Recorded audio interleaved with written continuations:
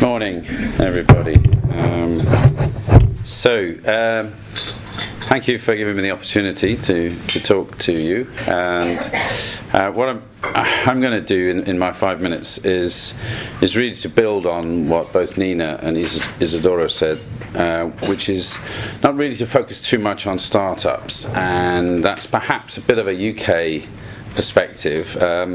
You could argue really that startups are working pretty well now. If you look at the UK, still work to be done to make sure it's not just cities and it actually spreads across the whole country, but we see a fantastic pattern of startups and smaller companies creating more jobs and more opportunity. And when I look around Europe, as I do with colleagues that I meet with in the Digital Europe Forum, a similar thing is arising. So if you look at Berlin, Paris, Madrid, everywhere across Nordic countries and more or less lots of other places, you see that.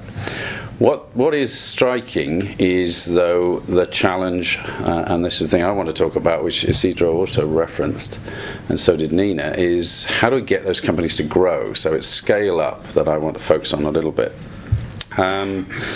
We did a report last year in conjunction with a lady called Sherry Kutu, who has been specialising in bringing Silicon Valley to the UK for some time and helping in investment. Is quite a prominent investor in a number of areas, based in Cambridge, which is one of the original startup hubs in the UK.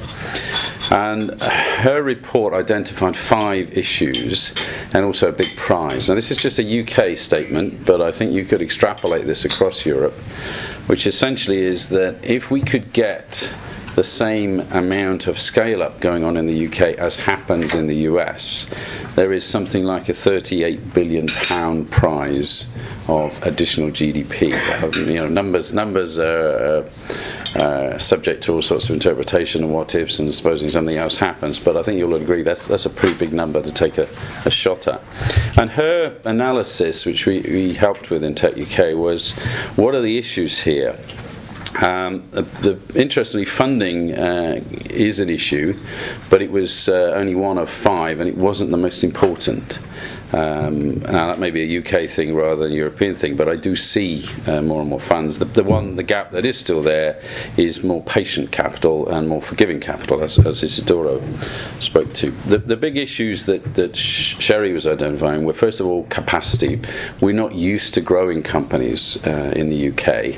I think maybe the same in Europe in the same way. So the ability of founders to then transition into people who can grow a company is limited, and where can they get that additional skills from? And that for us is very much about importing those skills. So the big debate with our government about immigration in that area. There is also a skills and talent issue across the piece. Just the capacity to get people in doing whatever they're doing, from coding through to marketing through to all sorts of other things. And the European Union really is trying to help there, but I suggest we could do more. Access to infrastructure, even in the UK, that's a major problem, and I suspect it's a problem in other parts of the EU.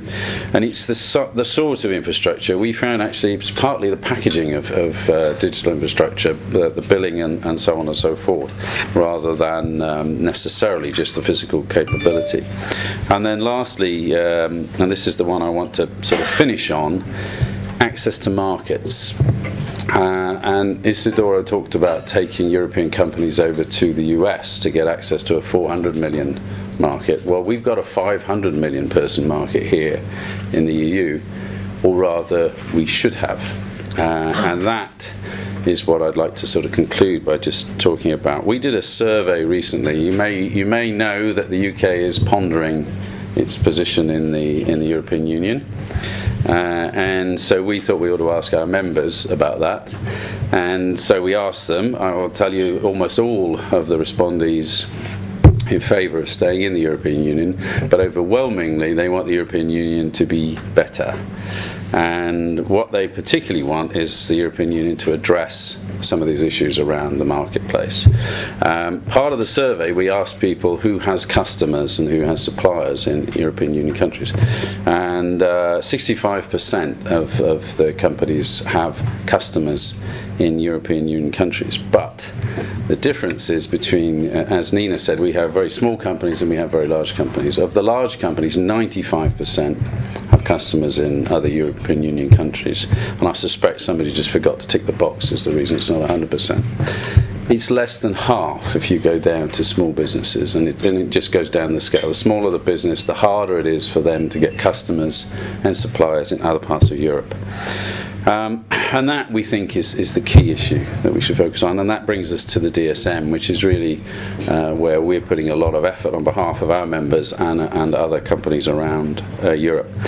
And we've published 8 principles here, and we've done this in conjunction. I think there's a colleague from Bitkom in the room. We've done this in conjunction with, firstly, our colleagues in the Trade Association of Germany, which is Bitkom, and the Trade Association from France.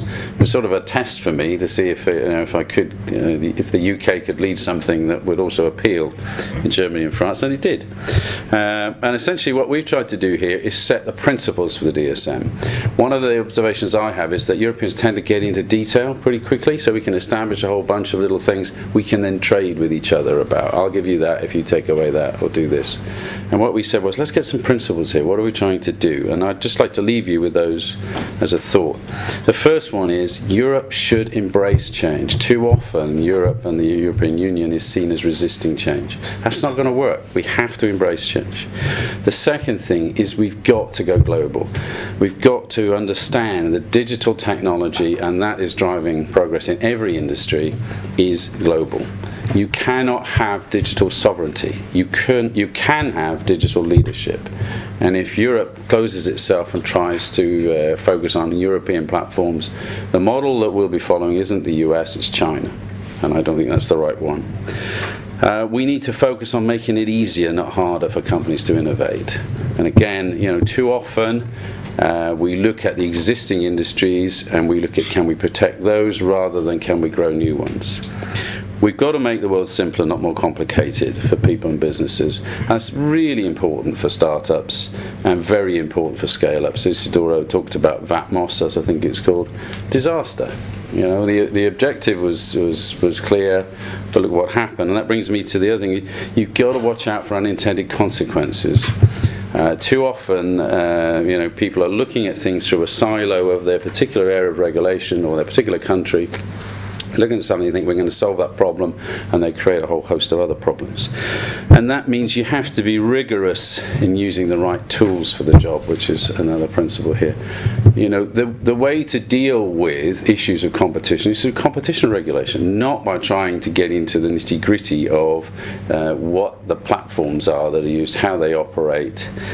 And equally, you've got to leave room for innovation to overcome obstacles. I've been in this industry 30 years. I've seen this sort of crisis of somebody who's got a stranglehold on the industry. There are no possibilities for anyone else to grow or build businesses.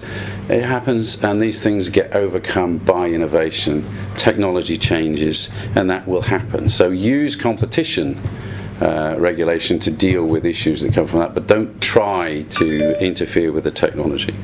And then the last thing is we've got to get a move on. We don't like the GDPR proposition that's currently sitting in trilogue, but even if we did like it, the fact that it's taken 5 years to get there, it can't be right, can it? If it started 5 years ago and it's going to become law in 2 years' time, if it does, or a directive or whatever, how can that be appropriate? So we need to get a move on, and we need to get this market working.